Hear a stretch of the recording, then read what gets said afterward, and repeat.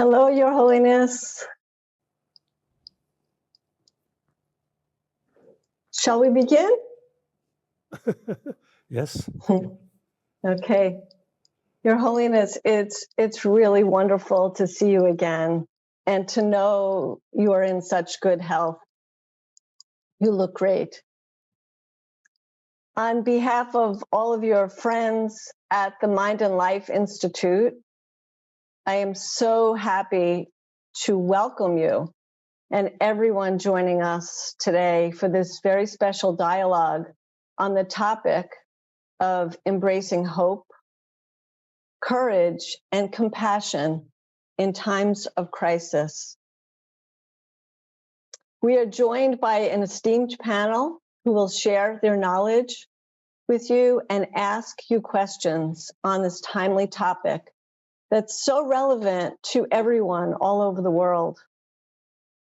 And I'm pleased now to introduce this panel, each who are based in the United States. So the first person on the panel is Professor Alyssa Epple, who is a health psychologist and vice chair of the Department of Psychiatry at the University of California, San Francisco. She studies how stress resilience and mental training can protect health and promote well-being. She is also studying how to transform distress about climate change to climate action. She also serves as co-chair of the Mind and Life Steering Council.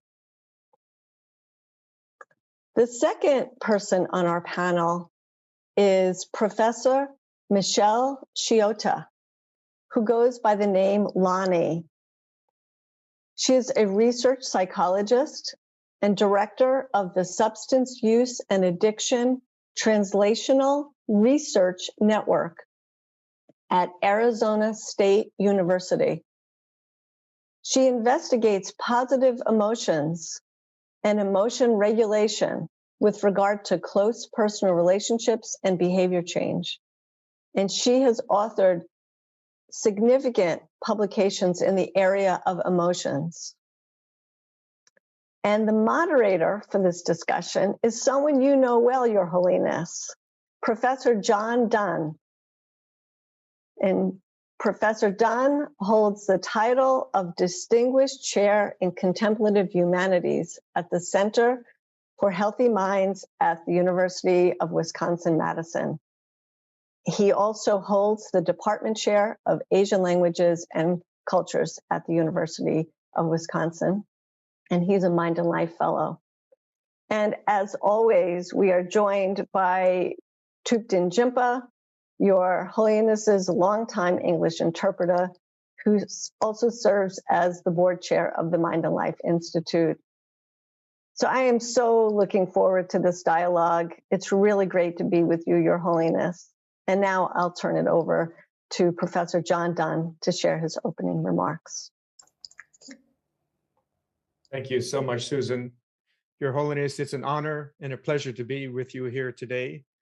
This is one of many dialogues in a whole series from the Mind and Life Institute. And as with many people who are watching, I think, I've personally learned a great deal from these dialogues, from this interaction between Western science and Buddhist science and Buddhist approach to mental training. But in some ways, this dialogue especially, I think, is really one that can have a very direct impact. As we said in the title, we refer to times of crisis. So many people around the world are experiencing their lives with a kind of crisis because of the pandemic, because of climate change, conflicts. And we know that this is having a real impact on mental health and on wellness.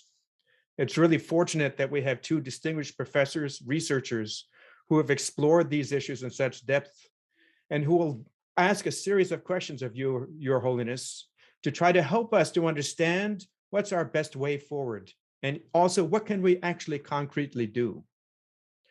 So with all that in mind, I'd like to now turn it over to Professor Alyssa Epple, who is going to ask you her first question. Alyssa. Thank you, John. Your Holiness, it is an honor and a privilege to speak with you, especially today. Today, we have this long shadow of COVID still, and a longer shadow of the climate crisis. And these shed a dark shadow on our mental health. Mental health globally was already not great, but in the last year, there has been 120 million additional people developing depression or anxiety. So we are all concerned about well-being, and especially of our youth. This constant stress of uncertainty, an uncertain future, creates anxiety. So uncertainty comes first, and it makes us feel unsafe and threatened. So in our research, we have followed people this year through the pandemic and measured comfort with uncertainty. For example, we ask, can you relax even though you don't know what tomorrow will be like?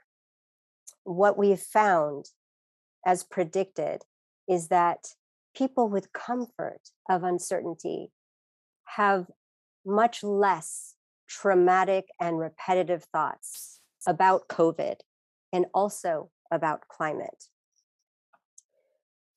So this comfort with uncertainty is very important.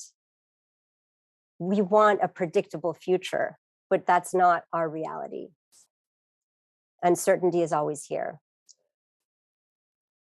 Uncertainty creates anxiety, and anxiety shapes our emotional well-being and our physical health.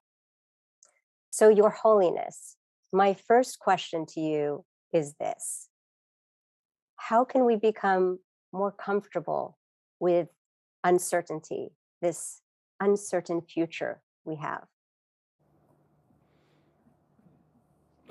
이때 매번 내주디 토네 미망부시부지를 강에 태그도스 아니 이때 매번 낭 수디고 춘이 인자 요다 비오만 와서 디 토래야 디 토네 셈삽다 셈제 숙침부 망아다 숙침부 망아야 탑람 탑시를 가려놨어. Indeed, I am very, very happy and great honor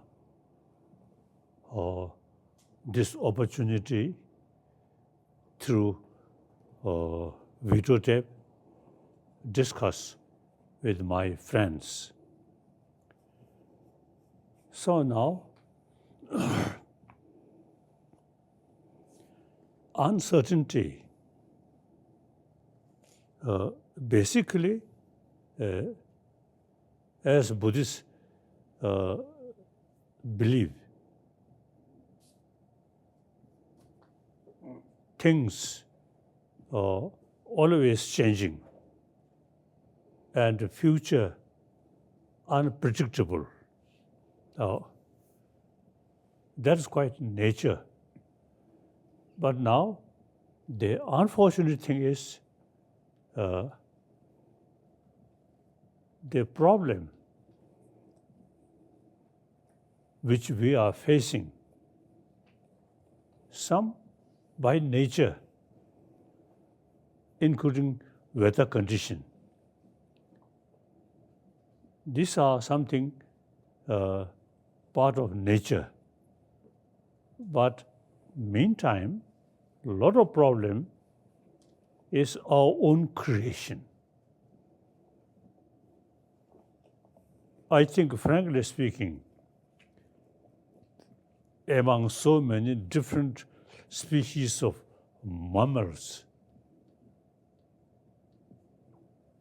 other mammal, even tiger, lion, these are meat eater, but without certain reason, they won't attack one another. But we human beings, because of our discontentment, and sometimes I think unnecessary suspicion. And mainly, I feel due to narrow-minded. So a lot of problem which here on this world face last several centuries, and within this century, you see, First World War, Second World War, and spent a lot of money making weapons. These are, see, we have, I think, basically against basic nature. Look, tiger, lion, since they are meat eater, on attack some other animal, but our human beings' teeth.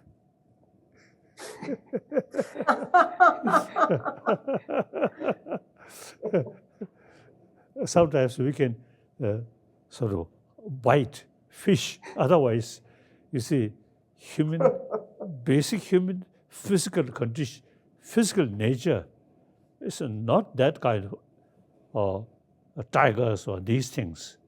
So we basically, judging our face, we are more peaceful nature. And then our sort of peace. Now time passes,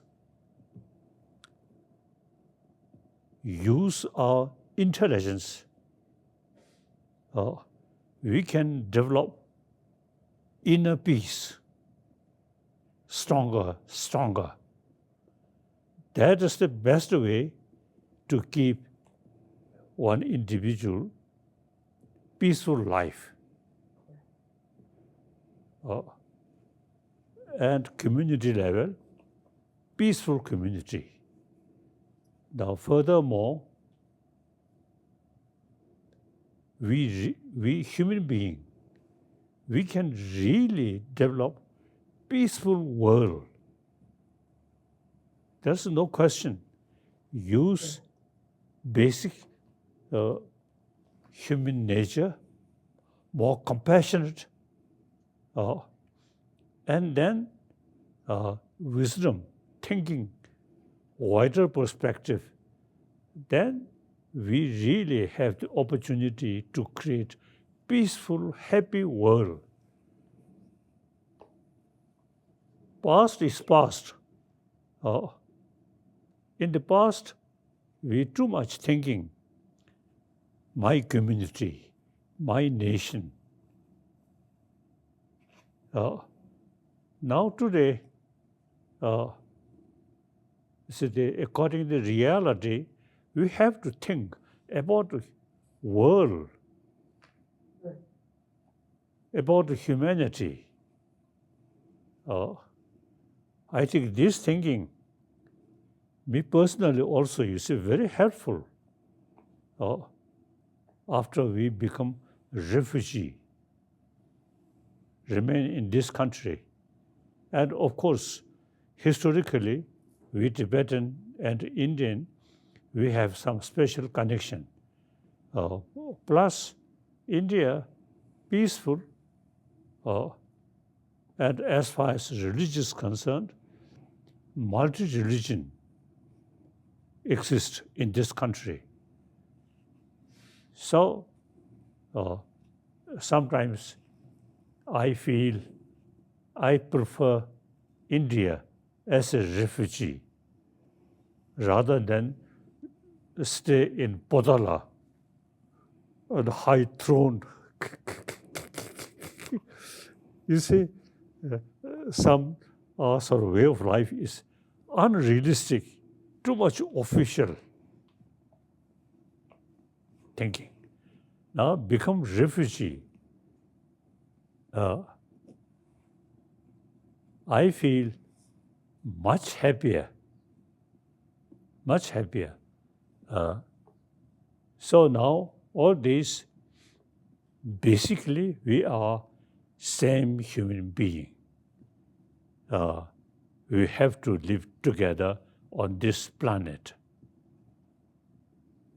And me personally, meantime, you see, with India's freedom, freedom of thought, freedom of speech, I can utilize much, my thinking,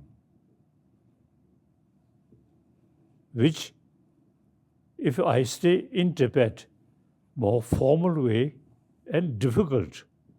Now as a refugee, me is much easier to share with our, different views. And now, really possible thinking about peaceful world. At least now, this century and the coming centuries, we really can build peaceful world, happy humanity on the concept of oneness of 7 billion human beings. And we must feel fed up when we saw weapons, soldiers. We really feel, is it necessary? No. We have to think oneness of 7 billion human beings and one world. We have to live together. So now, I think now situation is such, now we can really develop peaceful world with concept of oneness of 7 billion human beings. And thinking, basic human emotion, from birth, we are received maximum affection from our mother. So that's our life start. So if from the birth we remain like this, and then you see, difficult to also change that.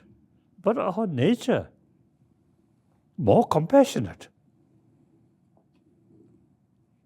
Without that, the child cannot survive. Every human being, all come from childhood experience. So now, I think in the recent centuries, fightings, killing, these are superficial thinking, not based on the ultimate reality. So now, since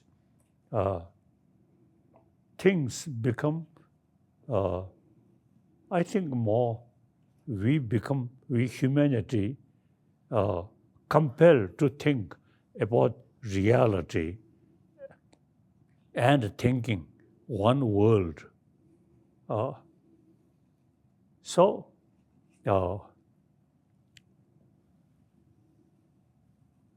there is real potential. We human being, warm-heartedness and sense of brotherhood, sisterhood, from the childhood, Now, I feel some sort of we are lacking practice is once we join school, education, never taught or never say peace of mind.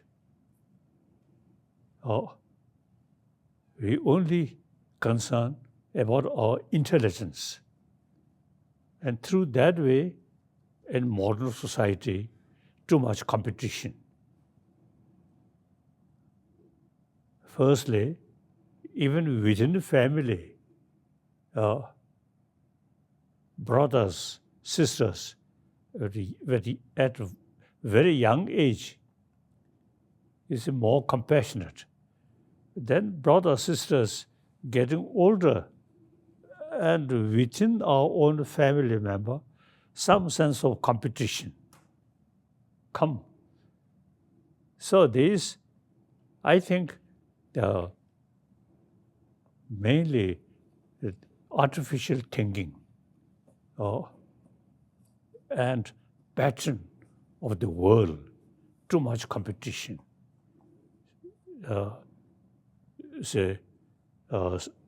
Their life with too much competition. You see, this not very nature of humanity, but a negative emotion, and due to lacking in our education. So education, now we should pay more attention about how to keep peaceful world not come from sky, but we each individual, 7 billion human beings, we must build peaceful world in order to develop or in order to bring peaceful world, not by weapon, but by warm-heartedness.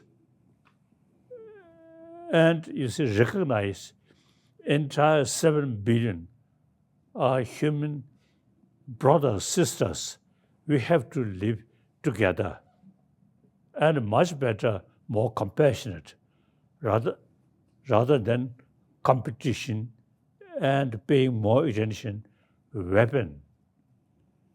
So I think sometimes I feel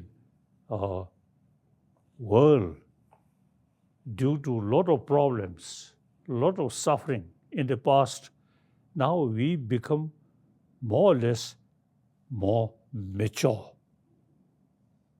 human being. So there is a real sort of basis for hope. Make peaceful with sense of brotherhood, sisterhood, and basically oneness of 7 billion human beings. I think within our lifetime, I think we can build really peaceful, happy world. Okay. Your Holiness, there's so much that is of profound importance here. And I especially, one of the things that I really appreciate about these dialogues is that even when we are speaking about something challenging and difficult, we also find time for smile, for laughter, even in the middle of these challenging times. It's something I've always appreciated about being with you in Mind and Life dialogues. And you've also mentioned peace, the importance of peace for individuals. So as we are working toward this idea of the oneness of humanity, our common humanity, individuals also find themselves very, very challenged. And so with that in mind, I'd like to turn now to Professor Shiota and ask her to share a little bit about the kind of work she's been doing for cultivating joy and inner peace. And she has a question for you in this area. Lonnie? Thank you so much, John. And thank you, Your Holiness, for the opportunity to talk with you today. This is truly an honor and a joy. So as my friend and colleague, Dr. Eppel, shared, and as Dr. Dunne has mentioned, many people are deeply, deeply distressed at this point in time. They are suffering. They feel hopeless. They are not sure that there is a world ahead that they wish to live in, and they are struggling with the fear and the anger and the sadness that many people are facing now. Many people are seeking guidance on how they can reduce their suffering at this time while also working to improve the state of the world. So I would like to ask you about techniques people can use to achieve this. In my field, in research on emotion regulation, we have consistently found that certain approaches are associated with higher well-being. So, for example, last summer, my students and I conducted a study in the United States where we asked people to describe the specific techniques that they used to manage their emotions during the pandemic. And we found that a set of strategies that involve finding joy in everyday life were associated with lower depression, lower anxiety, and lower stress. And these included techniques such as focusing one's thoughts on positive aspects, even of difficult situations. We call that positive reappraisal. It can include taking time to mindfully enjoy a pleasant activity, the sight of a beautiful tree, the scent of a candle, a period of dance, something that brings you joy. Some people can find humor and laughter to be helpful, even in moments of pain and fear. It seems to me that these techniques are beneficial because they create space for a bit of joy in everyday life, even during hard times. But many people feel that this is unrealistic, that experiencing peace or joy can only happen if you deny the difficulties we are facing, if you ignore how hard things actually are. So, Your Holiness, my question for you is this. During these times of crisis, how can more people learn to make space for joy and inner peace while also recognizing the magnitude of the problems our world is facing?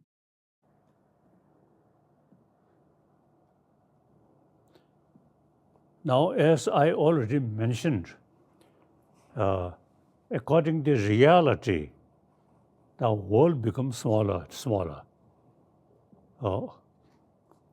And on top of that, the climate condition, all these force us think about oneness of one world, one humanity. Now, instead of competition or cheating, work together because we have to live together. And you see, with sense of self-centered attitude and spend a lot of money for weapon and killing. That's, you see, in the past, you see, we people spent a lot of money for weapon, for military forces. Result, more suffering, more problem. So thinking this reality, then there is no other alternative. We have to live together without a weapon, helping each other. Now, for that reason, firstly, we really need anger, no use. anger brings us a fear. Fear brings and violence. So now we should pay more attention about our inner peace.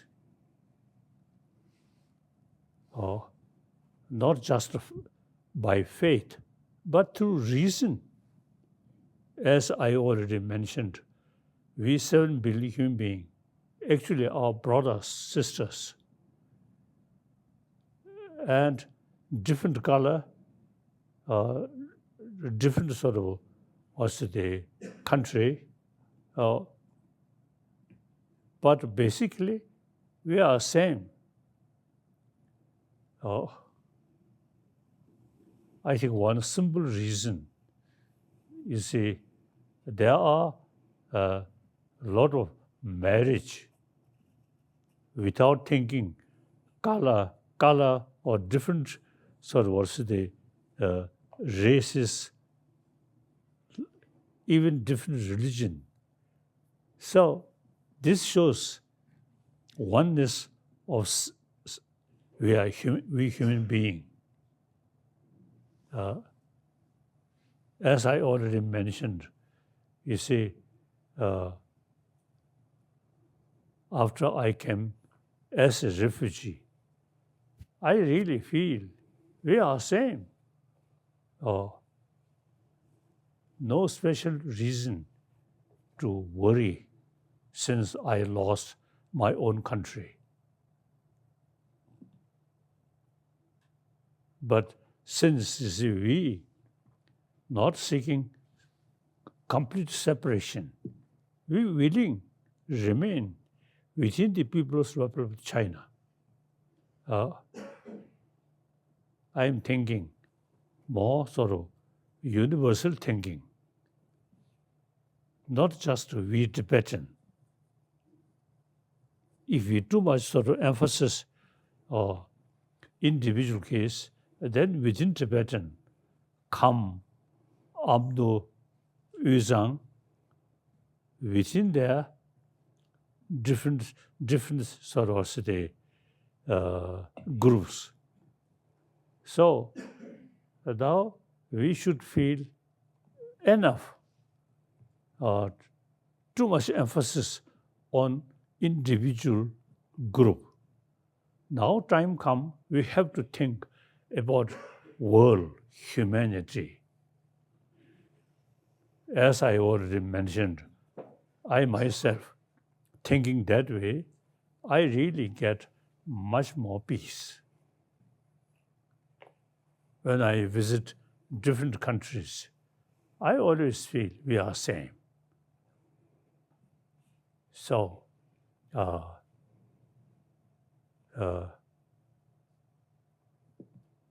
that I think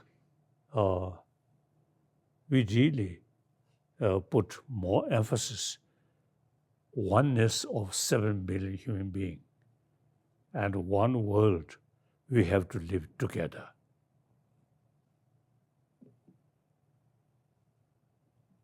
This importance of the oneness of humanity. Yes.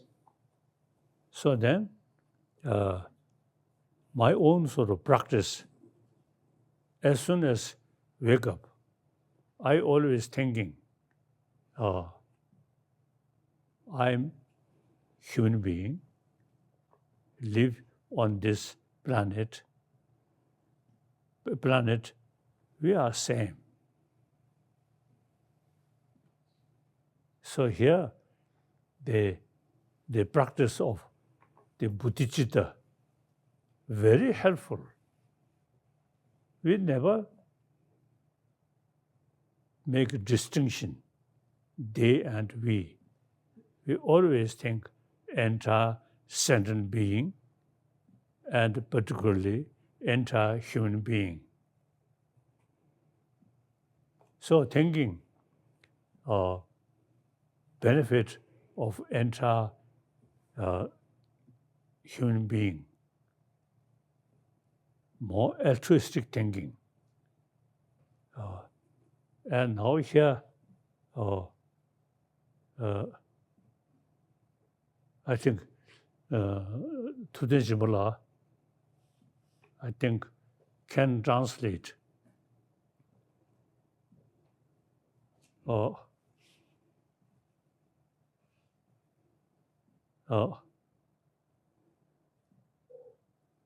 Dr. Shengi Dungeda Kasa, Yanda Sao Machana, and Sosukiwa Young Maris. Chesa Entra Kada Kasure. Kanda Rangdun Samneadi, and Kasure. Te in Kada Mukiwa again did this. Rangdun Kasa Shandun Samyadi, one at the Digion Yarisha. Ganzumi Michizol Danny, Dagu Yari, Mizam Maimbe, Subja Samolo, Kadanganazo Dansa Shadoa. Sadiri Indu Shandun Samba Paichu. Rangdun Kona Samdana, and Mukibu Yonda Jigi, Chadigua. Says a Dr. Shengi Dungada, Yanda Saw Gunand. Yanda Saw Machana, and Digi Yomaris. Nothing in that something Giori. Dr. Shengi Dunga, Yanda Saw Machana, and Casa Yanda Saw Machana. Sanjay Nidu Miduchi. Sanjay in Midushi. Any Corner the Oneness. Chasaga, the Hindu, Kanda, she Rangdun, Druvia Yashudi, Shandun Samna. Rada, any similar Pigudua. Oda Ngadi, Chanju Sim said some danger. Yunduzane, the similar shitty, go Shivuji Yondedu. In my own daily practice, one of the things that I find most helpful is cultivating this altruistic outlook. So every morning when I get up, I remind myself that I'm just one human being among many human beings. We're all the same. And particularly reflecting upon some of the passages from this Indian master, Shantideva, who talks about how at the root of many of the problems we face in our everyday life is actually sometimes excessive self-focus and self-centeredness. And at the root of many of the things that are good in our life actually tends to be rooted in an attitude that has more other orientation. And in fact, Shantideva says that, for a Buddhist, let alone attaining Buddhahood, if you are focused too much on yourself, even in this life, in the everyday world, you wouldn't find joy. So this recognition that, orientation more towards others is really the gateway to greater joy is something that I really find very, very meaningful and true in my own personal life as well. So the main point is that if one is truly serious about one's own long-term well-being, one needs to open up one's heart and orient more towards others so that there's space for others and it's not just focus on oneself. Chazanga, ta susu rangdun chigo samdana, edi ko chik tramishu monguchi ta kasure tongde aruchi. Shandun sem, chisam ku shandun ku lo kibe tsuki rang sem da shidi rangshi ki yongde achi. Rang ngang yongde achi. Satide yindu ngar rang nyamnyo chewe ina be nirishindu shaga yalaba da chanju sem kom. And di gyabden dele ya tenjung ke tekona izadi. Rang digi di shenla tende yarwa. Satide yindu zane ene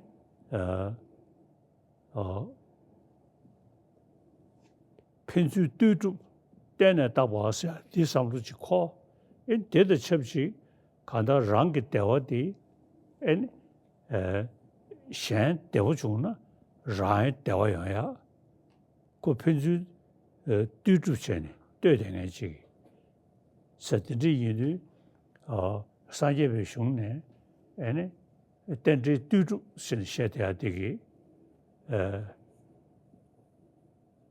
알다데 디슈리 핑크도 개들랑게 천이 된요는 들러 꾸베 ngo부직 비칠 동니 ngo부직 비규주는 던지심이 디신 거예요. 강신 ngo부대다 남자는 뒤이 딱전 걸 수르도 내니 뭐이 디시직 된게 타냐자라 나버셔면서 뒤니 그 소식 꼭 강식이 다다셔도 겨와지고 그래서 타냐더냐지고 최 겨한 거 이번요. 도스 상당히도잖아요. 쉬우지도 와. 에네 가다한데 디 나라즈 미사의 지소식을 땡땡해지리 사들이 랑게 디기디 샹다 땡땡해지기 디 서비스타르샤 사들이 샹다 싸워자디 랑게 디기 용야기 응원에베 마사로 쏘드르디샤 사도선에 상당히도잖아요. 에네 가다 나나나샤 지고 소수지고 상통하고 정신기 숙충조 돼야 지기 마겐섬제 탐제스네 디그 쉬우지다 반도 용도가 어떤지 저자가 자주 좀 고민하시게디 삼바디 샹든 삼바디 용야디 랑든 주야 약수디 자주 좀 고민하시죠.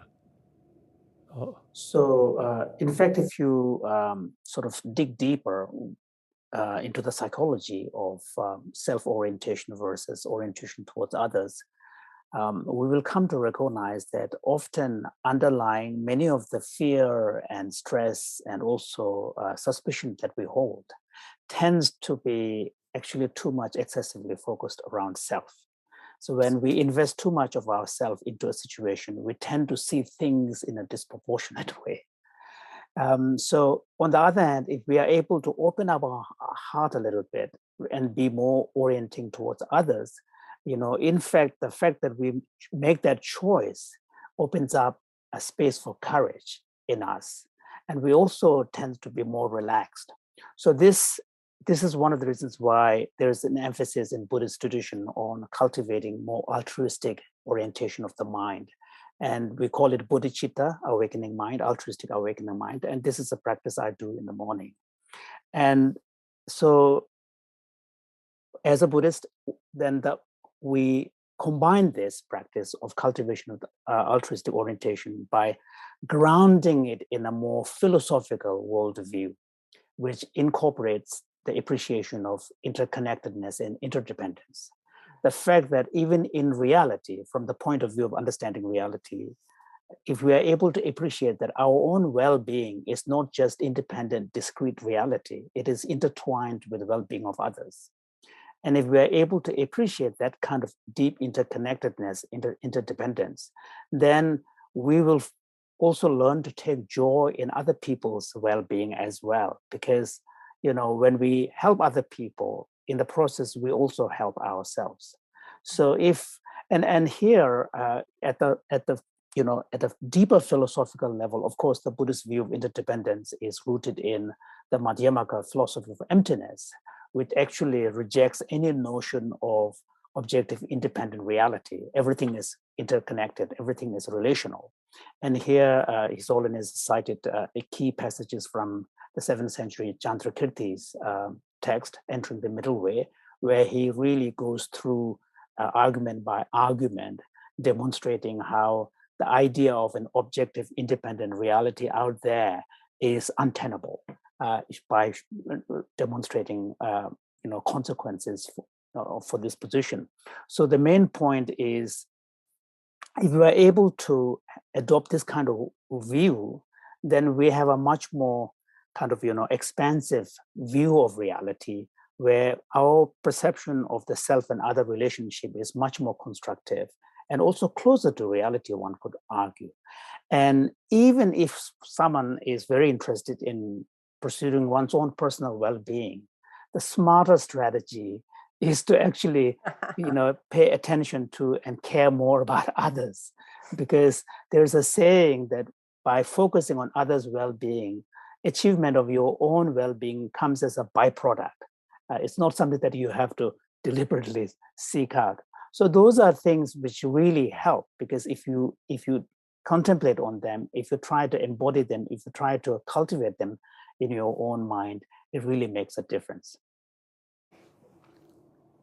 인가 인다르시 자주섬 탑지산에 자주섬 다신냠지도 조 상다 다디 갑데는야 개들랑게 생이 땡겨나 텔럭구르 고부지비실 동니 고부지비 교교는 된지비 디신거예요.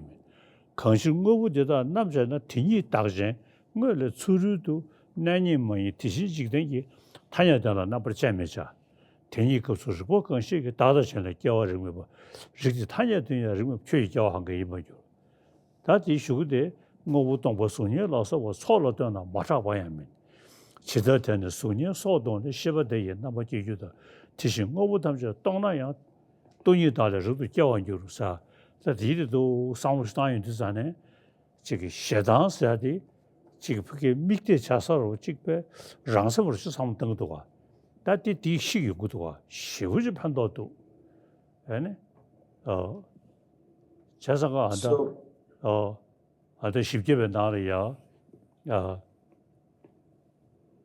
그래서 가 르르르원 지신도 띠무군을 내주디 대신 연모 탐자 이제 띠무 좀be 좀번죠 댄신 저번 중앙과 통는 띠무 중민주 대신 배바고 이제 땀도 통만 예버차스 제한테 띵중 그 대코는 이 상담에 디치도 나다 최선의 배 시부지기 지금 랑세버를 써버려 된저게 상무디 그 간다 탑지 차네 자주고 생활 상담 시르고 차네 동리가 상담 띵주고 대코는 이 상담도 시부지 팽크도 생려야.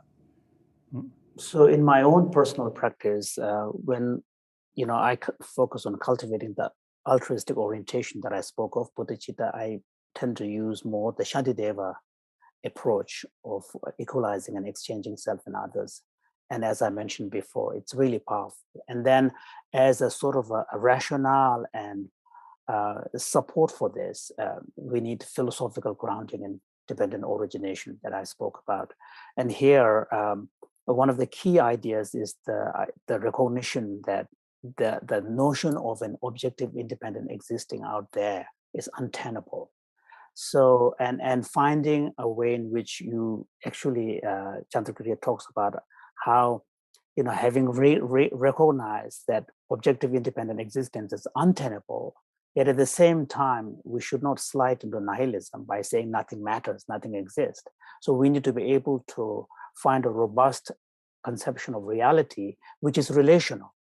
And in some ways, it's almost like a sort of an illusion-like character where things seems to have an objective existence, but actually they do not.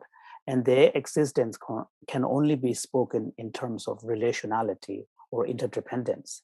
And this kind of view is actually, I personally find it very helpful because, what it does is, in some sense, it sort of undermines our assumptions about, separateness. For example, like us and them, we and you, kind of, you and me. And all of these assumptions are underpinned by kind of a belief in some kind of real separability, which is grounded in objective facts of the world. But when you bring this kind of philosophical perspective, as well as the more ethical side of, altruistic cultivation, then really this very strong attachment and clinging to me, I, and us tends to sort of dissolve.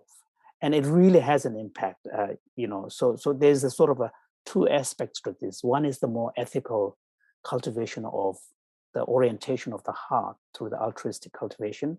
The other one is more from the philosophical approach where you cultivate an outlook on the world, a kind of understanding of reality. And that really seemed to make a difference. Your Holiness, I was wondering if we might, this is such an excellent point to transition to another question that we have for you, which I think is in many ways related to this, the insight of the interdependence of our lives and the way in which altruism, not being self-focused, can actually help us is very powerful. But sometimes people get caught in a state of feeling hopeless, of feeling like there's no future for themselves. And so with that in mind, I'd like to turn it over to Professor Eppel again and ask her to ask our third question. Alyssa? Thank you, John. This is so rich. I study longevity and telomeres, and I work with Nobel laureate Elizabeth Blackburn, who you've met. And it's just such exciting science to understand how the mind shapes our health and our aging. And we now know that loving kindness meditation is stabilizing telomeres. It's very good for our aging. But I just can't talk about longevity today. We have to talk about the Earth's health, which we are completely dependent upon. So a new survey came out, the first survey ever of youth across the world, 10 countries. And they were asked, how are you feeling about your outlook about the world and the climate crisis? And we just must look at these numbers together. 75% of young people, teens and young adults, feel the future is frightening. 75%, this is an overwhelming result. The researchers were devastated by their findings. 56%, more than half of these 10,000 youth feel that humanity is doomed. Now we know that hope is, and hopeful action is our lifeline. It's so important. So, Your Holiness, my question is this: how can we continue to adopt a positive outlook and maintain hope today with this, so many worried about the future of our planet?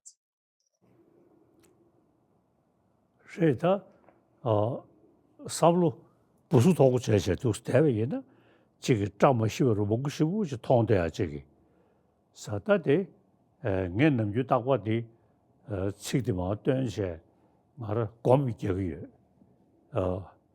대자로도 세계 나와 세전에 랑글라나 내베 규루 라신도 시스템되다 멀리 되네 개베바 또대 단에 템페도 좀 고건조 나한테 고된 지도부지 타야게 저격이었다.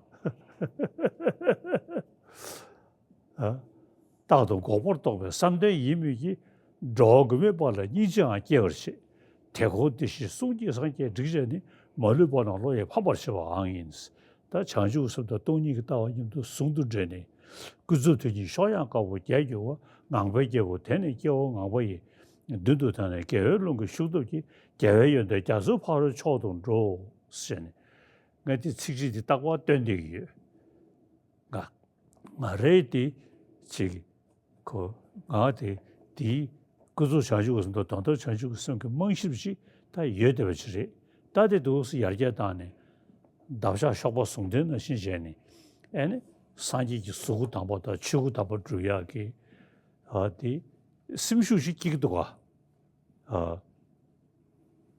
에네 스름르스로 상당 거로 자상가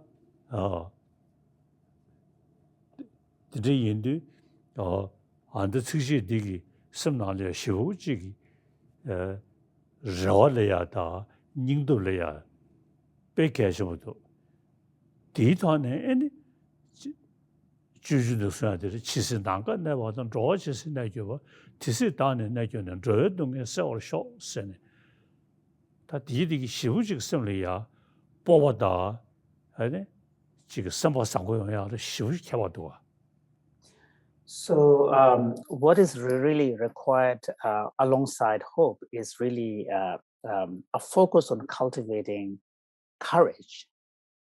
The problem with losing hope is sometimes when we see problem, our mind tend to lock on to the problem. And when we are too oriented by problem alone, then actually we see many problems everywhere. So of course, problem is there, but you need to adopt a mindset, an outlook that does not get just fixated on the problem, so that to the point where it leaves no space for hope and courage. So and the courage is key. And here His Holiness cited some of the passages. As a Buddhist, one of the primary aspirations is to, tread on the path to enlightenment. And, and part of the path, that's a long path. We're talking about, cultivating bodhicitta to an optimal level, cultivating the wisdom of emptiness to an optimal level, and combining these two, wisdom and compassion, compared to like two wings of a great bird, which will then help someone soar high into the space of reality and travel beyond to the shores of Buddhahood. So that's the aspiration as a Buddhist one has. And if you think about what the objective and the goal here is, it's an ambitious goal. But by recognizing that the basis for all of this is found in me, right here, and I can do it, I can cultivate it, and also recognizing some of the progress that you make already along the path, it gives you more hope and more courage and more confidence. So I think there are definitely things we can learn from this kind of basic psychology of the need to bring courage as well as confidence to, as an underpinning for hope. So that, so here, a couple of things that's happening. One is to open up so that your mind is not fixated on the problem alone. Yes. And then you need a sense of courage, thinking that I can do something. And then along with that, also needs to have a sense of confidence based on a long view. So those are things which help me in my own kind of journey. And this is something that could also have a sort of a general lesson here. Thank you, Your Holiness. It's really profound to think about the way in which wisdom and compassion are something that, in a sense, we have within ourselves, like we have a fundamental capacity for this. It's really remarkable in a way, the capacities that we have as humans. But also, as you know, there are many thousands of people watching us now. And with that wisdom and compassion, one question, of course, well, what do we do next in a practical way? What kinds of actions should we take? So with that in mind, I'm going to again ask Professor Eppel to ask our question. We're going to jump over a couple of questions and go to question number 6 now. I ask a question many of us have, and this is about wise action. Our crises open the door for large societal change.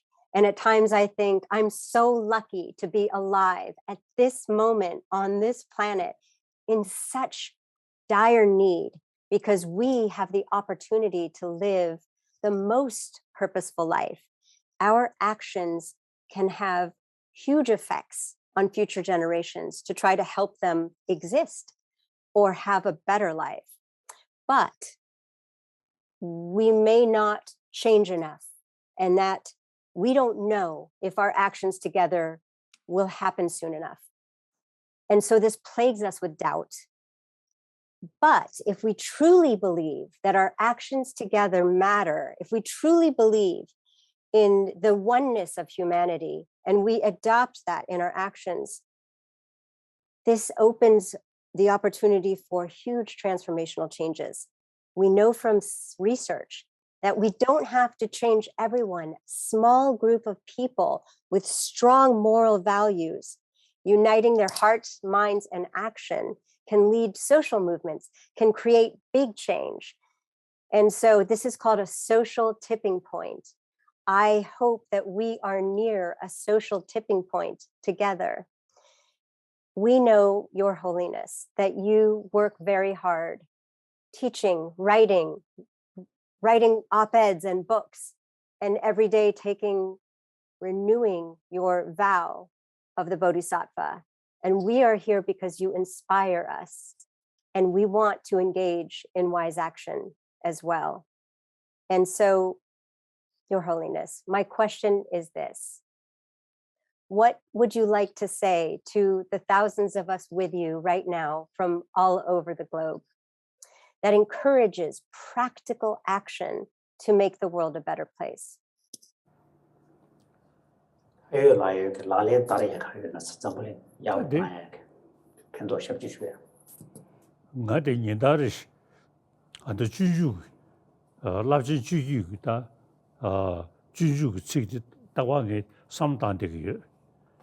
Dāgdi shenji dunga da yāngdā chāwar māshā na, kāshā sāngye yīndi mītūshī kōgā dāngā dāwa mēs. Shendun zō chā chīgi sāpa sāngushī mē na, sāngye jī gōwa tōyā da kawā yōdi, mīsī tēli yīni jību yā mīndūs. Dāgdi shenji dunga da yāngdā chāwar māshā na, sāngye yīndi mītūshī kōgā dāngā dāwa mē. Tewe kyōngē kūsē chāngshū sīmki tāshāne, dēne dēwār rōgāla sīmshī sūshī gīlū yūrūs. Dī shīwūshī kī sīmshū gīyāla shīwūshī pēngidu kwa. Ngā dī cīk dī nidāra shi dēndegi yu. Chasā ngā sīlībī pūgu jirbushī da pōyūshī bōrī.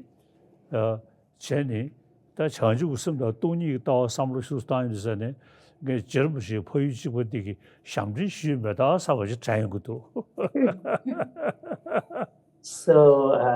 mean, in my own case, as I mentioned before, what gives me a lot of strength and courage and confidence is continual renewal of the altruistic orientation of the heart. And as I cited before from Shantideva, who, these are verses that I chant regularly and reflect deeply on them. Shantideva says that if one does not switch self and others, let alone attainment of Buddhahood, even in this life, there is no real, source of joy. Therefore, what wise person, intelligent person wouldn't embark on a journey where one is able to move from a place of joy to joy? By mounting this horse of altruistic intention. So for me personally, contemplating on these verses, thinking about them, renewing my altruistic orientation really helps. So what we need is on the part of each individual, some way of finding that kind of renewal of their intention, their courage and their confidence. And for me, of course, a large part of that comes from sources like the Shantideva's text and contemplation on the teaching on philosophy of emptiness. So this union of method and wisdom. And I sometimes, brag that I was born in the same region as the great Tsongkhapa. He was also from Amdo. I'm from Amdo. So it looks like, judging by what I have been able to do, at least in my personal practice, so far, I don't seem to be dragging down Tsongkhapa's name by saying we were born in the same region.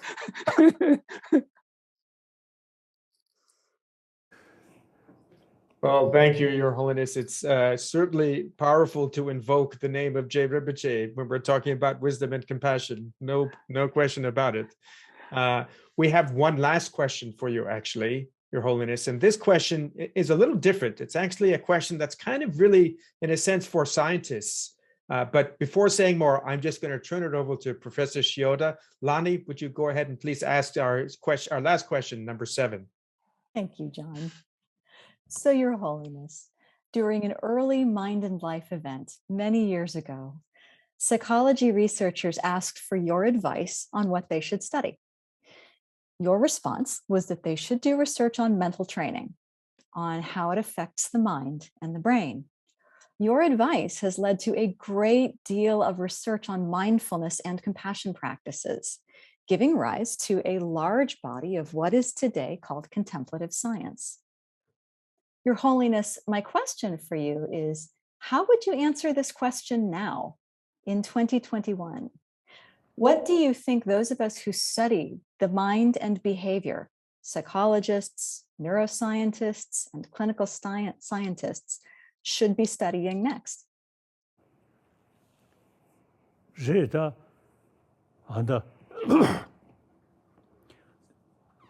semkam ripoti, ta karangaso, kongen shebada, yilu, yigi namshi chani.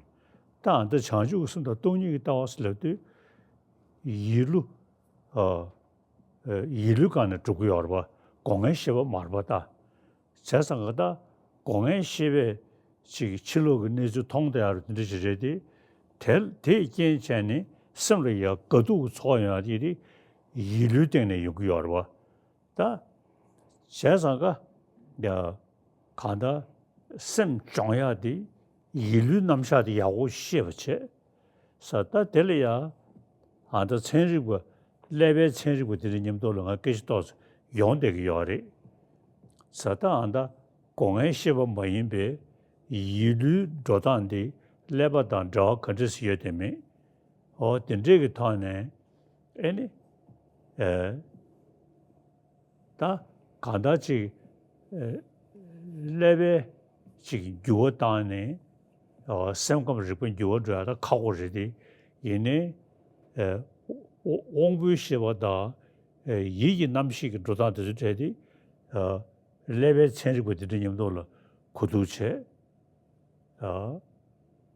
제네 다 간다 천리고 지금 생각을 리고 걸 돈나 용게도 되디 다 생각을 리고 걸이야 아니 돈나지 윤두산에 다 지상계배치 양구 아다 나렌제다 캐원즈 그게 가쇼래 지금 롱성을 겹치고 뭐인바 리베람네도 딱제샤니 간다 배나 루주기 슝도 차샤나 왜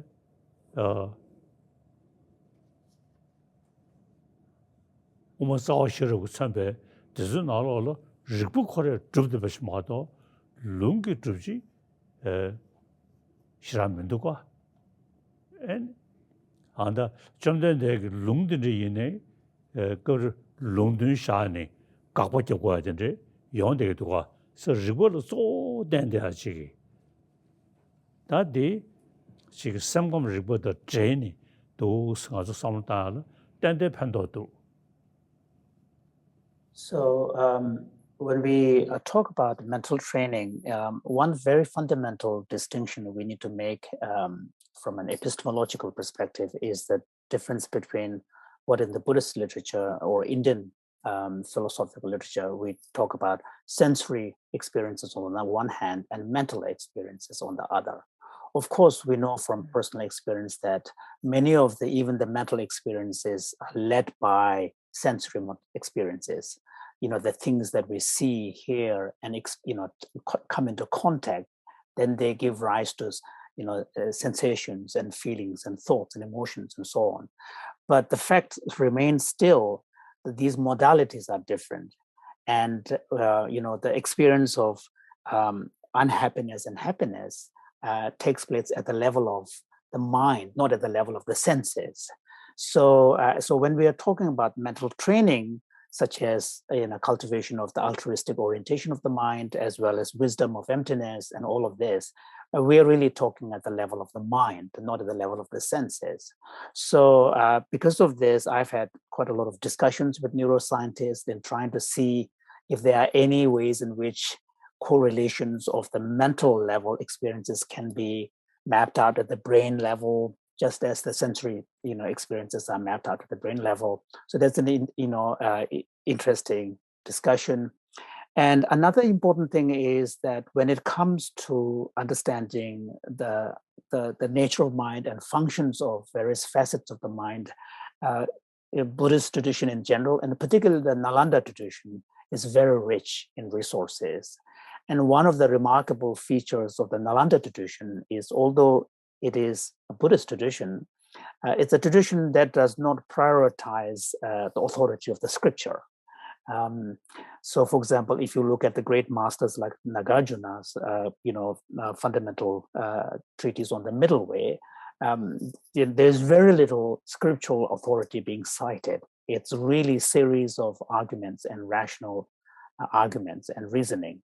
And in fact, in some cases, masters like Nagarjuna would interpret a literal meaning of go beyond the literal meaning of a particular statement attributed to the Buddha, and just not accept it at the face value, so the reason is prioritized.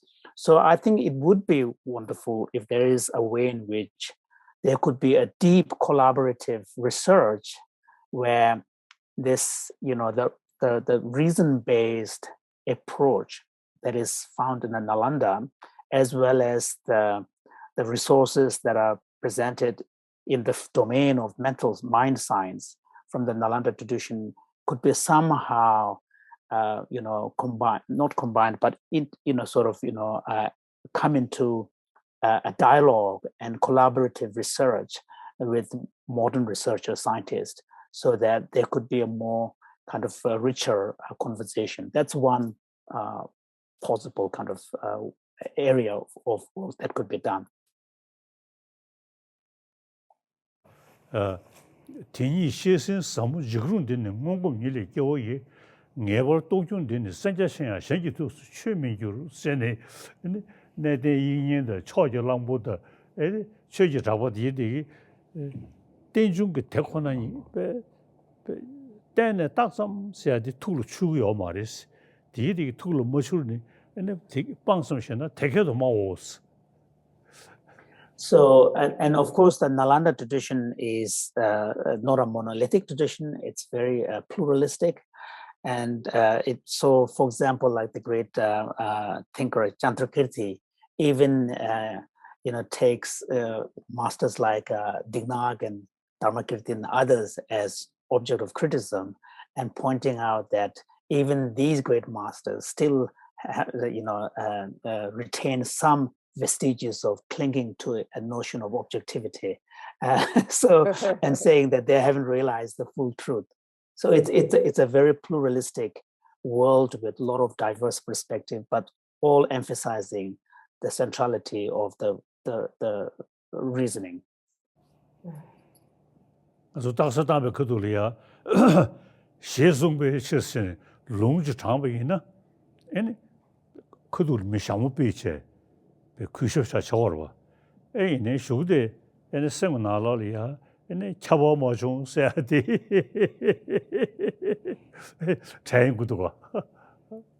Holiness was saying that this said, this statement about the centrality of reasoning, but in actual practice, in the monastic debating courtyards, when someone is sitting down and another person is, opening a line of attack or a questioning, and then when the person cites an authority of a scripture, a great master's statement, there's a difference, at least accorded by taking the hat off. So in practice, it doesn't happen completely all the time. Yeah. Your Holiness, I would love to see us do a little debate, but we are running a little low on time. So I was told, however, that we do have time for 2 more questions. I think pretty short questions. So with that in mind, actually, I'd like to now turn it to, and for our translators, I'll say this is question number 4 in our list of questions. I'd love to turn it now over to Professor Shiota again. I think this is a really interesting question, Your Holiness, that you'll be able to give us a great answer to. Lonnie? Thank you, John. So this is a hard question, and it is one many of us are facing right now. Your Holiness, you mentioned the importance of common humanity. But right now, one of the challenges that we face is how divided we feel from each other. We have different worldviews. We have different beliefs about the pandemic, about climate change, about how people should behave toward each other. And we may perceive that those who believe and act differently are doing tremendous harm. These perceptions lead to destructive fear and anger. I have very dear friends, good people, who are terrified. They are frightened for themselves. They are frightened for their children. They are frightened for their communities. They are frightened for humanity and for our future, and they are angry. They want to argue and fight with people who disagree with them. And they want to try to convince those others that they are wrong. Research in my field of social psychology shows that this does not work. It never works. If anything, arguing with people, trying to convince them that you are right and they are wrong, usually pushes them to even more extreme beliefs than they initially held. So, Your Holiness, I have a two-part question for you. First, by what mental process or technique can we generate compassion, loving kindness, and a feeling of one humanity toward those people we believe are causing damage in the world?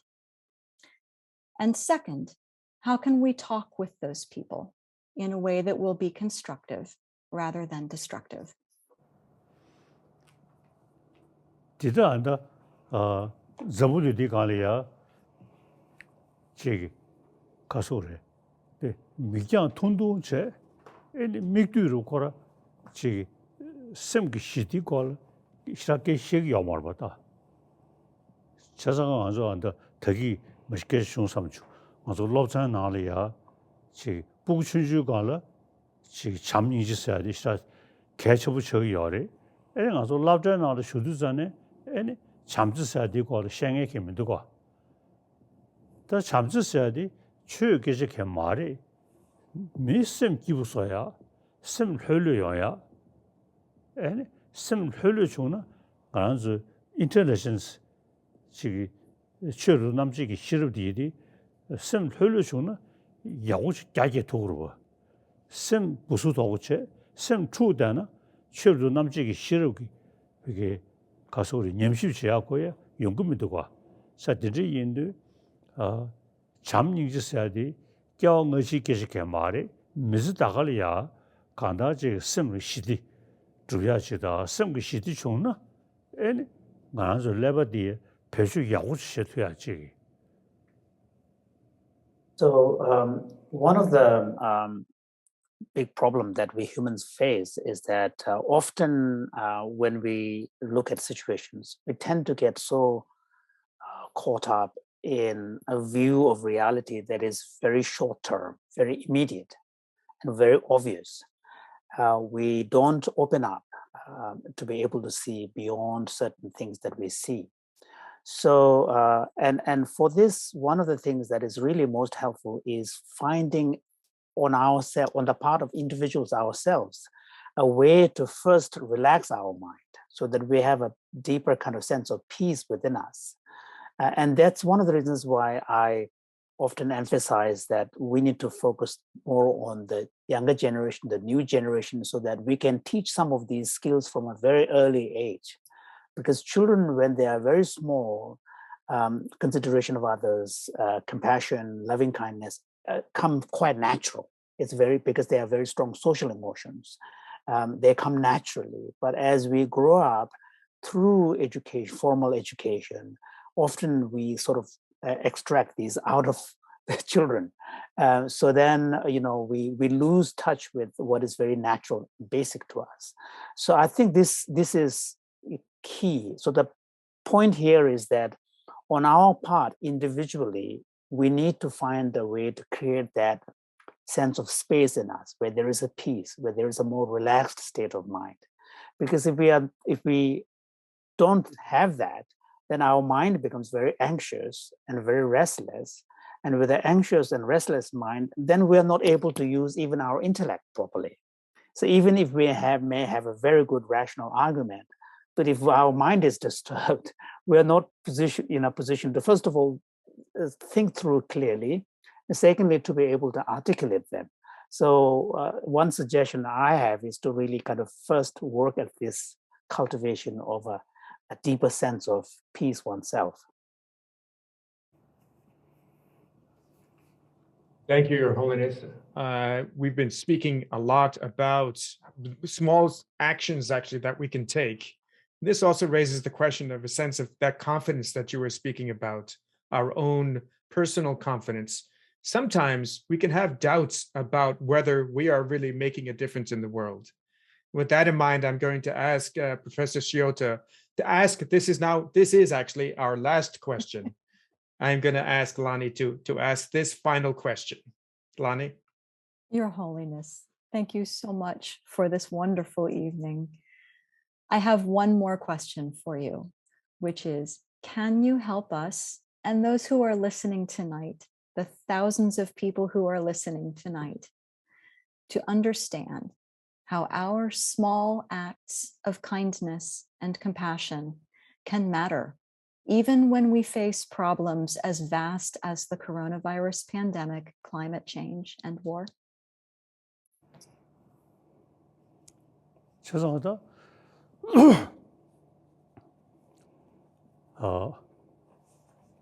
지금 선거 상고셔나 지금 강의 체배 그들이 그 동원시야데 숙체 시도로 지금 선거 공조세대 암자십시 대비에는 지금 경의 체배에는 심 shum대하지 마도 영향을 두고 서다 간다 만주 밀리아 추루도 남지기 싫어야지 예배 인도산에 대 영화래야 심 시디디 쉬우지 개셔 버리셔 심 시디야 그 자월어디 선거 상고셔야 되기 심 시디야 그 자월어 샤디요래 어또 누구세나 거라 커도다가 심 시디지고 샤면 되고 꼭 간단 가란서 지기 되기를 쉬어야한다 지 이긴 넘버 시에 지금 그 가서 그래 누구로 찾아서 떠나려야 심 시디고야 돼 개셔 버리셔. So, as I mentioned earlier, I mean, one of the most important things on the part of us as individuals is to really focus on, as much as possible, trying to bring more compassion as part of our everyday intention. Because if we are able to bring compassion as part of our intention, and then it also creates more courage in us, and also we're in a better position to even deal with challenges and difficulties because there is a greater courage. Whereas if we give in to fear, anxiety, and so on, then, even when we are confronting a challenge, we are not in a position to actually fully utilize the resources that we have been gifted as human beings with the ability to rationally think through. So what this suggests is that even for us to exercise our rational faculty, some degree of a settled mind, a peace of mind, is needed. And there is nothing more powerful than cultivating a more compassionate intention as a way of creating that, the peace. Because it's difficult to say that there is this thing that you can do to have that kind of intention. It's a sort of it needs a more broader approach, the way you see the world, the way you see yourself, the way in which you view your relationship with us, the way in which you view others. And in this kind of more broad-based approach, then things will change. So it's difficult to say you can do this as if there is only one thing. Okay. Your Holiness, thank you very much for what has been a really tremendously powerful dialogue. I'm sure that the audience joins me in appreciating everything that we've managed to cover tonight. So much more to say. But now we'd like to ask our two scientists to share a few final thoughts that will focus actually on their own views of concrete action. And I'd like to begin with Professor Eppel. Alyssa? Thank you, John. We see the importance of joy and of finding both inner joy and noticing the good things that are around, right? So that the news brings us to think that people have terrible behavior during COVID. And the fact is, the most common behavior is kindness, is helping others. We just don't find that on the news. So we have been so inspired by the documentary of Mission Joy, showing His Holiness with his friend, Archbishop Tutu. And what you see and hear is tremendous, a life of tremendous purpose despite adversity, laughter. And so with Peggy Callahan, the documentary group, documentarian, and a group of researchers, we've created a platform to study joy, to give people practices so they can find the subtle joy in each day, doing an act of kindness, gratitude, noticing nature, the beauty and wonder. And so we would love people to try it, and we will learn from it. And our biggest goal is just to spread joy.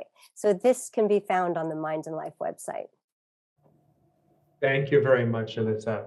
And finally, Professor Shiota, Lani, will you share your final thoughts? Absolutely. Thanks, John. I got 3 things. Thing 1, make room for joy. And joy is restorative. It is not passive.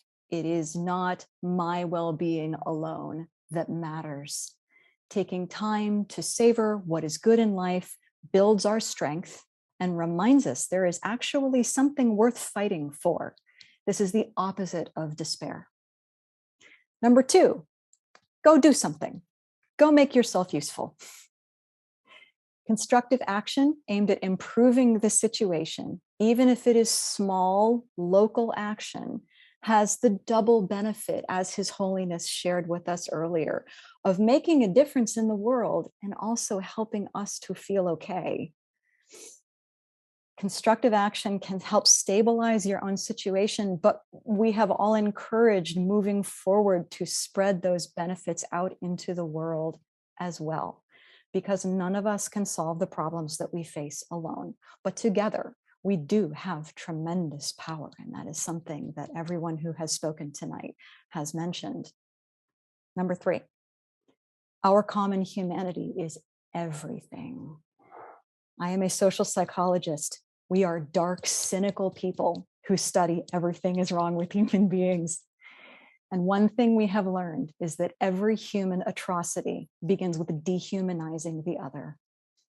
This is a slippery slope. If you do not understand the perspective of people that you disagree with, go learn about it.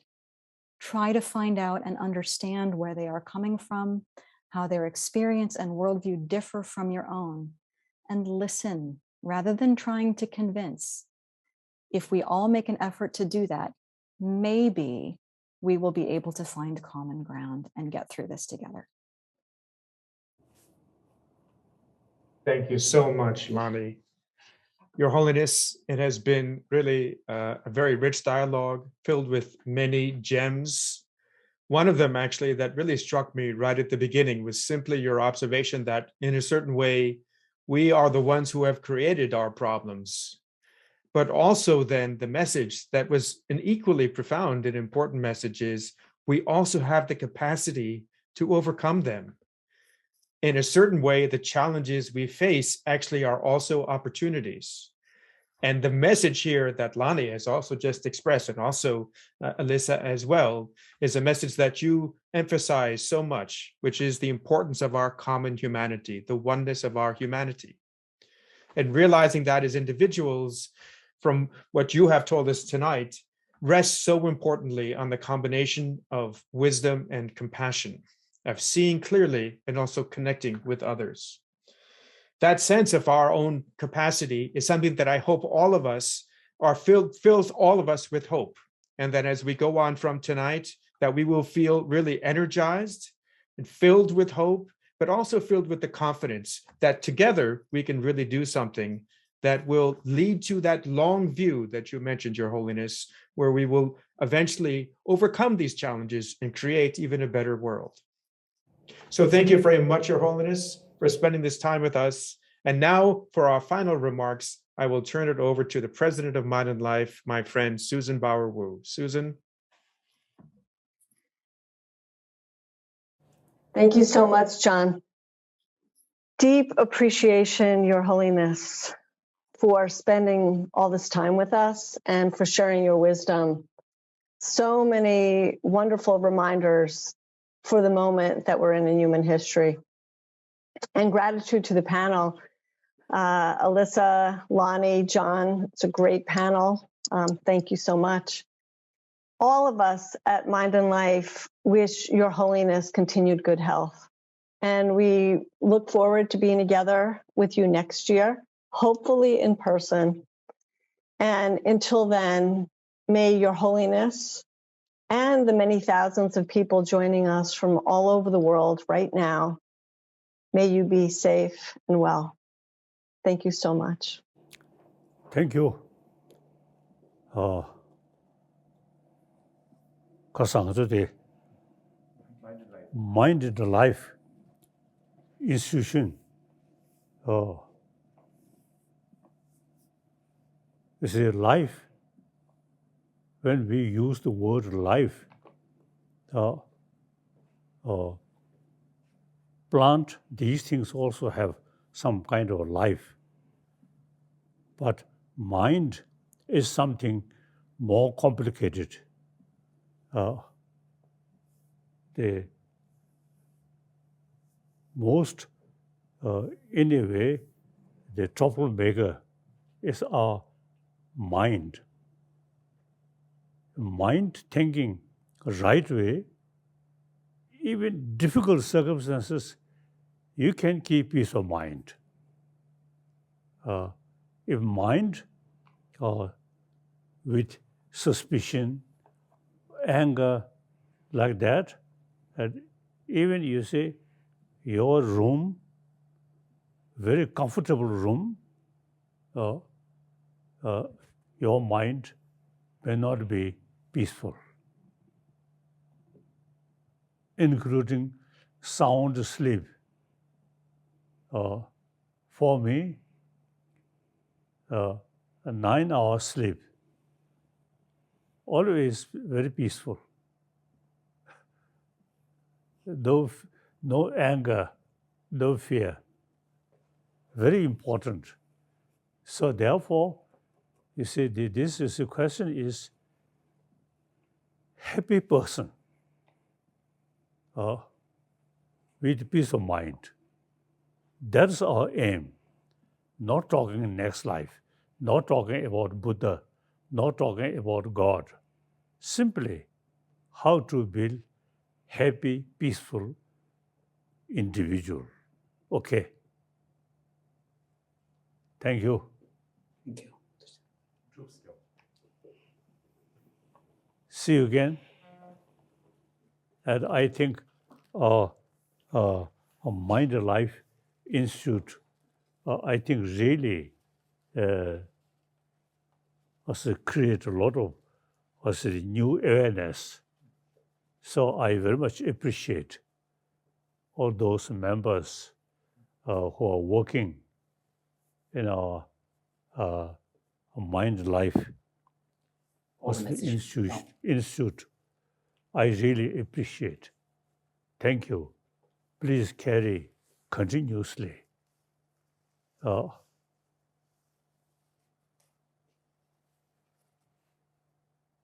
So obviously, as I mentioned earlier, previously, always look external thing.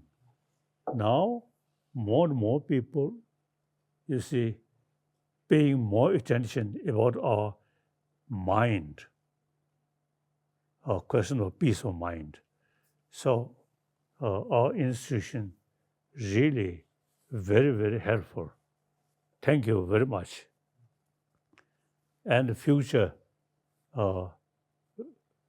occasionally we will get a meeting. So till next meeting come, each day, each night should practice peace of mind, compassionate mind, so that, you see, each night, each day, be happy. Okay, thank you.